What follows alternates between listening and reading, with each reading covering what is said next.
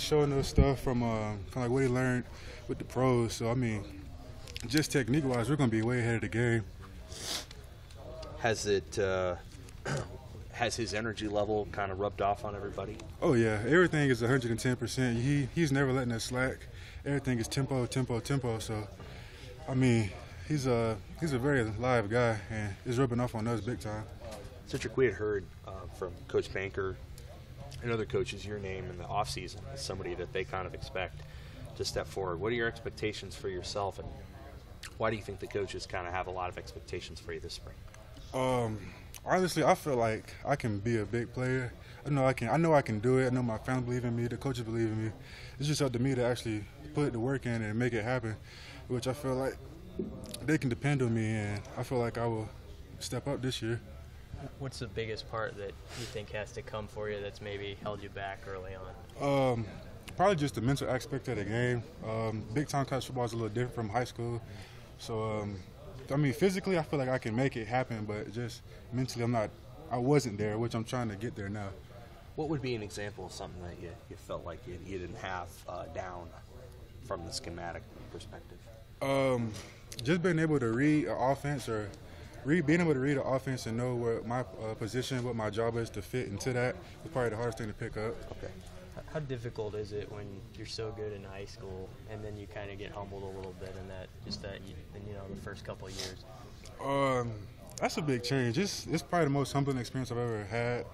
Not being able to be the superstar on the team and just being able to look up to the guys ahead of me and realizing that I need to change what I need to do to be where they're at and just help my team is probably the biggest experience I've changed. Are you behind Freedom or Ross right now? Right now I'm behind Freedom since Freedom's the right end, but I mean I'm pretty sure I can play both.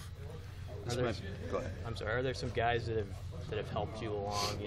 Even if they're guys who have left the program.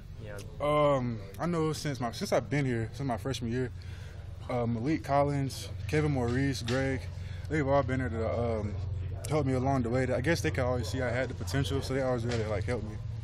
What's motivated you this offseason? I've kind of had a lot of doubters, so I feel like if you doubt me, I feel like I have to prove something to somebody or prove something to myself. And mostly I just want to make my family proud, be a great football player. Something I want to do. I love football, so just being able to play is what's the most important.